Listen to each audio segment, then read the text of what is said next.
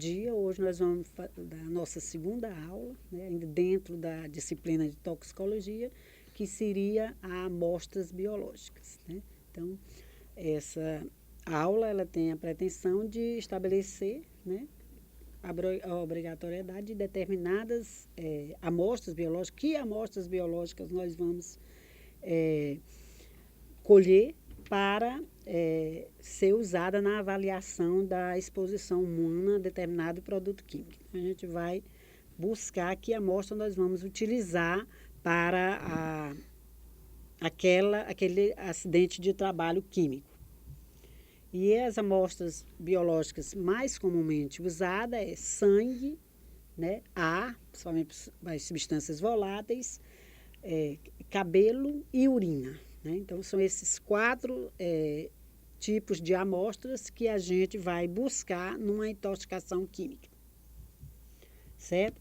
E aí, essa quantidade de amostra, quanto eu vou colher de determinado tipo de amostra do trabalhador que foi exposto a este produto químico.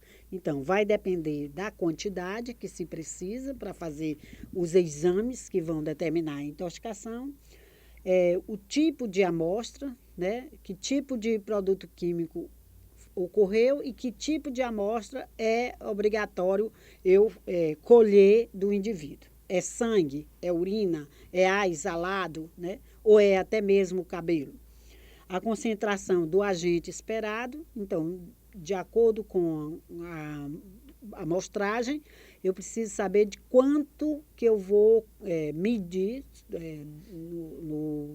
na cromatografia ou em outro exame químico do produto que eu quero ver. O método de separação, como vai ser extraído e a identificação do composto. Então, toda a quantidade de material que eu vou precisar vai depender desses itens, certo?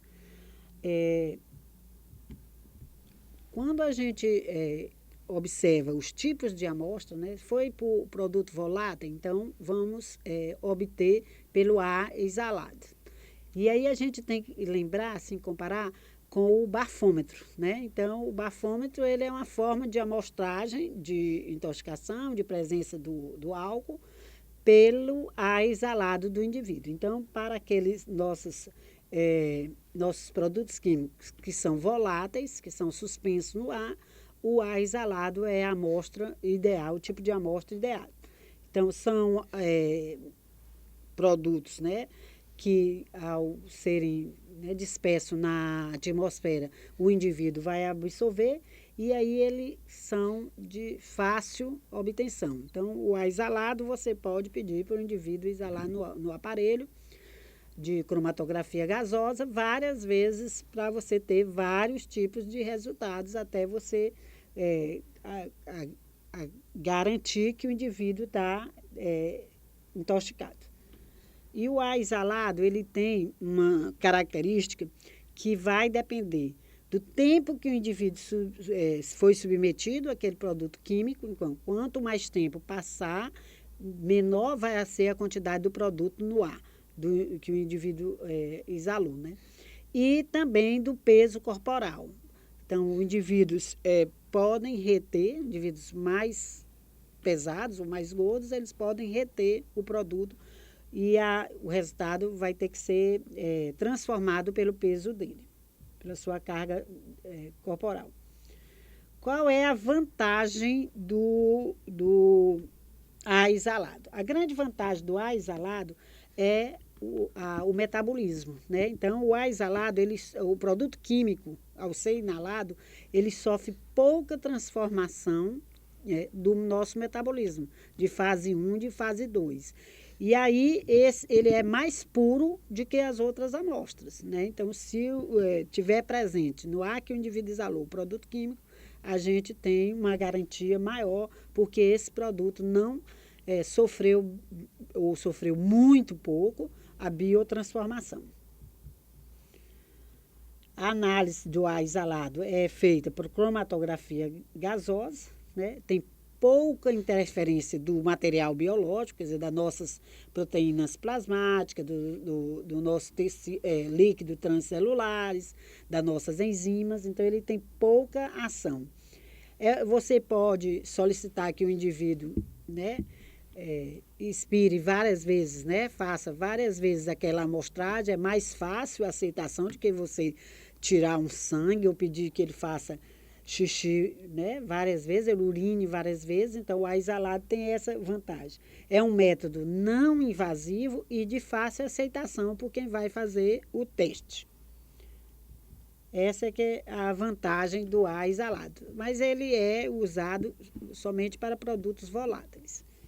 Aí nós temos uma outra amostra que é a urina, né?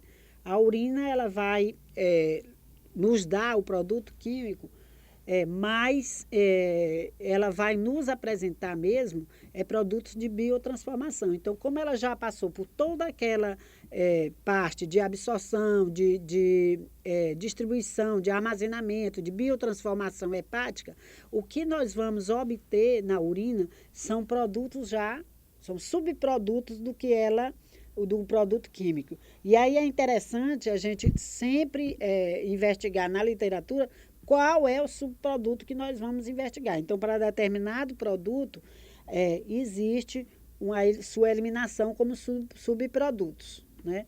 Então, a gente tem que investigar e saber o que é que nós vamos pedir de exame de urina nesse indivíduo. Então, é uma técnica não invasiva, você não vai, né, furar ninguém, você não vai, né, agredir ninguém, e é de fácil obtenção e também é bem aceita pelos indivíduos.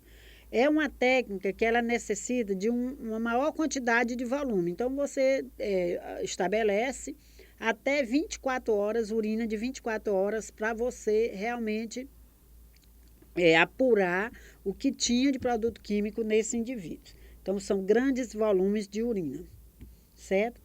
A grande desvantagem da urina é a eliminação desses indivíduos, desses produtos químicos, né? Muitas vezes o indivíduo tem uma disfunção do fígado, uma disfunção renal, e essa eliminação ela se faz de uma forma mais lenta ou muito pouca bioinativada. E aí você fica nessa dificuldade. Então, hoje, já se estabelece que só se vê a amostragem da urina relacionando com um produto químico que nos diz, um outro produto que nos diz que o indivíduo está ou não intoxicado pelo aquele produto e que sua função renal é normal, né? Então, é a creatinina. Então, a creatinina é um padrão da função renal. Então, de acordo com a eliminação da creatinina pelo indivíduo, quanto de miligramas de creatinina ele elimina nas 24 horas, nos vai falar se o rins, que é o órgão de eliminação, está normal ou não. Então, a gente tem que fazer uma transferência daquele produto químico pela sua função renal. Então, se a função renal está ruim, é claro que o produto químico ele vai ser pouco eliminado. Então, para você dizer que o indivíduo não está intoxicado, você tem que ver como é que está a função renal, como é que está a forma de excreção renal de produtos químicos que a creatinina também representa, certo? Colher de preferência, né? Mais de 50 ml de urina, né? Então, a gente tem que ver que, dependendo do volume urinário do indivíduo, tem que ser mais de 50 ml, menos de 50 ml, né? Não é considerado uma medida legal. Você tem que corrigir para a creatinina, a gente falou. Então, a urina é uma forma de você pedir uma amostragem, só que você tem que considerar que você pode não obter o produto puro, porque o produto já passou pelo metabolismo, né, do organismo. E também você tem que considerar se o rins desse indivíduo, que é onde ele vai eliminar, se está normal ou não. Um outro tipo de amostragem que a gente pode fazer durante um processo de investigação de intoxicação por químico seria o sangue. Então, o sangue é a cultura, né, popular, toda que o sangue é a amostragem ideal, mas a gente vai saber que isso depende de qual produto químico que nós estamos pesquisando. Então, a concentração deste produto químico no sangue, ele vai depender da sua absorção, né, do seu metabolismo, da sua biotransformação e da eliminação. Então, se é um produto que se elimina rápido pela urina, a concentração do sangue ela não vai ser fiel para nos dizer que o indivíduo está intoxicado. Então, vai depender da eliminação para você possa dizer que a quantidade de químico que tem no sangue é uma intoxicação ou não. E aí a gente tem que saber que, fora o produto químico, você tem que ver algumas atividades enzimáticas. A gente sabe que muitos produtos químicos levam à lesão celular.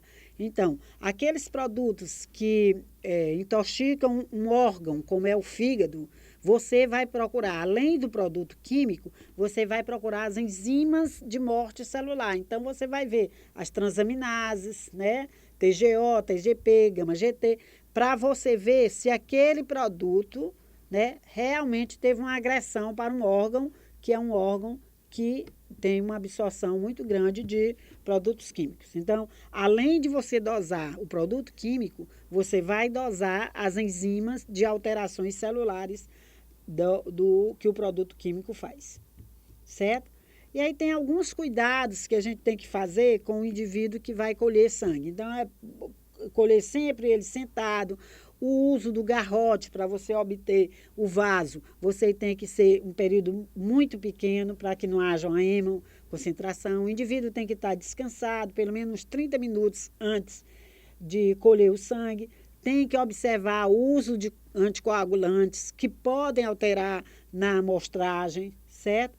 E os componentes que podem interferir, seringas e agulhas também contaminadas que podem interferir na colheita. Um quarto tipo de amostragem biológica de intoxicação seria o cabelo. O cabelo, ele é muito utilizado quando a gente quer medir metais, né? Se o indivíduo está intoxicado por metais. Então, o cabelo, ele é muito utilizado. Hoje a gente tem uma certa dificuldade com o cabelo por causa do uso da tintura, né? Principalmente no adulto.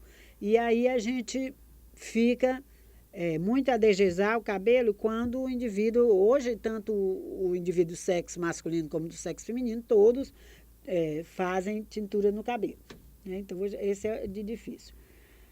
Quanto à conservação da amostra, a gente tem que ver a temperatura, né? Essas amostras têm que ser consideradas entre 4 e 8 graus Celsius, certo? Algumas elas têm que ser congeladas até a menos 20 graus Celsius. Isso aí o laboratório que vai fazer a leitura do produto químico vai lhe dizer, né? A duração do percurso, né? Certo? Luz, então essas amostras elas têm que prover de protetores luminosos, porque a luz faz reações químicas e vai levar à diminuição do produto. Adição de substâncias estabilizadoras, alguns laboratórios eles mandam os frascos já com as substâncias que são estabilizadoras do produto químico, né? Então, ele é de bom grado que você se informe com o laboratório se eles vão mandarem o material, os tubos para a coleta com as substâncias que eles querem que use. Certo? E aí nós temos, dentro da amostragem, os indicadores biológicos. Nós temos 2 tipos de indicadores biológicos. Nós temos o indicador que quando você lê, né, o resultado do exame, você sabe automaticamente que o indivíduo está intoxicado, se tiver acima do que é referência, e aí que é o tipo 1. Então, por exemplo, nós tivemos, e nós vamos ver na atividade de casa de vocês, um acidente numa casa bancária em que houve a liberação do produto da bateria e que o chumbo foi o produto que foi nos informados pelo fabricante da bateria. E aí quando a gente pede a chubemia, isso é a presença do chumbo no sangue, você, se for positiva, se for acima de referência, você automaticamente já pode liberar o nexo causal como intoxicação pelo chumbo. Então, esse seria o resultado, né, o índice biológico positivo para aquela intoxicação. Então, tipo 1, com certeza o indivíduo está intoxicado. Mas nós temos o tipo 2, que são subprodutos daquela substância, do chumbo, que a gente vai ver que, no caso do chumbo, a gente vai encontrar como subproduto o ALA-U. Mas esse subproduto, se ele está presente, só ele deu alterado isoladamente, você não pode automaticamente fazer o nexo causal que o indivíduo está intoxicado, né? Então, você não está vendo a presença do produto, você está vendo a presença de um produto de biotransformação. Então, ele não é considerado na lei o produto que vai dar o nexo causal positivo. Então, precisaria que o tipo 1, que é o chumbo, né, a chumbemia, tivesse alterada, e o tipo 2, a presença do ALA-U na urina, certo? Aí nós temos os limites de exposição de tolerância de exposição, que é feita para cada tipo de produto químico. A legislação, ela se aperfeiçoou em buscar quanto de tempo e de concentração o indivíduo pode se expor em cada tipo de substância. Então, é o que a gente chama de concentrações médias permitíveis, né? Permissíveis. Desculpe. Então, essa concentração é feita, né, para aquele indivíduo que trabalha 8 horas por dia durante 5 dias. Então, no expediente semanal, 5 dias, 8 horas por dia, ele tem um limite de tolerância, de exposição a tanto de concentração daquele determinado produto, de cloro, de chumbo, de outras substâncias, né? Então, isso seria o que eles chamam de concentração média permissíveis, que é o TLV, certo? E tem o limite de exposição para determinadas substâncias que o indivíduo só pode ter um curto tempo de exposição, que é o STL, né? Quando vocês verem na mostragem de um rótulo de um determinado produto, esse período é porque essa substância ela é tão tóxica que precisa o indivíduo ter apenas um período mínimo de exposição. Ele já não é como aquele máximo permitível que a legislação do trabalho faz. Ele já é um produto bastante tóxico que o indivíduo só pode se expor a um determinado período, às vezes de 15 a 20 minutos, 4 vezes ao dia, né? Então, esse produto, o indivíduo pode ser exposto durante 15 a 20 minutos, menos de meia hora, 4 vezes por dia, e tendo um intervalo de uma exposição para outra de 1 hora, ou seja, de 60 minutos na exposição. Certo? E tem aquele produto super tóxico, que são aqueles produtos que têm o MAC, né? Que é a máxima permitível da concentração teto. Esses produtos, eles são tão nocivos que o indivíduo só pode ser submetido àquela concentração uma vez por dia, não podendo ser ultrapassado aquela concentração. Então, nós temos nas NRs, né, que é a NR7 e a NR15, no anexo 11, os limites de exposição permitidos. E aí nós temos aí dentro da toxicidade desses testes, para a gente saber se foi uma toxicidade aguda ou crônica, a gente vai falar sobre o produto químico que dá uma reação a curto prazo e a longo prazo, certo? Então, a gente fala que em animais, né, essas pesquisas não são feitas em humanas, elas são só equiparadas, né, a um humano de 70 quilos, mas as pesquisas são feitas só em animais. A gente diz que um produto é de uma ação aguda, quando num curto prazo de 90 dias, o animal já sofreu agressão em pequenas doses, certo? E a longo prazo, a gente refere sempre na pesquisa à média de que o animal vive, né? Então, se um animal vive 3 meses, né, vamos dizer, uma drosófila ou um outro tipo de animal de pesquisa, de laboratório. Então, durante 45 dias, se o animal apresentar, né, uma alteração nessa metade da sobrevida dele, aí é considerado de longo prazo. Certo? Nós temos as drogas com efeitos teratogênicos, são feitas pesquisas, aquilo que a gente encontra nas bulas do medicamento, nas bulas dos produtos químicos, quando eles referem serem teratogênicos, porque foi feita pesquisa em animais prenha, né, do sexo feminino prenha, e houve uma alteração na embriogênese, na formação daquele embrião. Então, a gente fala de teratogênese. A gente fala também de efeitos mutagênicos, que são trabalhados principalmente com saccharomyces, né? E a gente vai falar sobre a mudança daquele organismo. Então, se a droga fizer uma mudança na constituição do Saccharomyces, a gente vai dizer que ele é mutagênico. Deixa eu só explicar para facilitar mesmo. Por exemplo, um Saccharomyces que não metaboliza o açúcar do leite, né? A lactose. Então, você expõe a salmonela ou o Saccharomyces aquele leite com lactose. E eles são todos eliminados, são mortos. Então, a gente diz que aquele Saccharomyces é lactose negativo. Então, a gente pega esse Saccharomyces, ou essa salmonela, essa bactéria, e expõe ele a uma substância, um determinado produto químico. Quando você expõe e pega esse material exposto e coloca na presença do leite, e eles fazem o metabolismo do leite, eles continuam vivos, então é um sinal de que houve a mutação. Então, aquele produto químico é mutagênico, vai levar a mutação no humanos.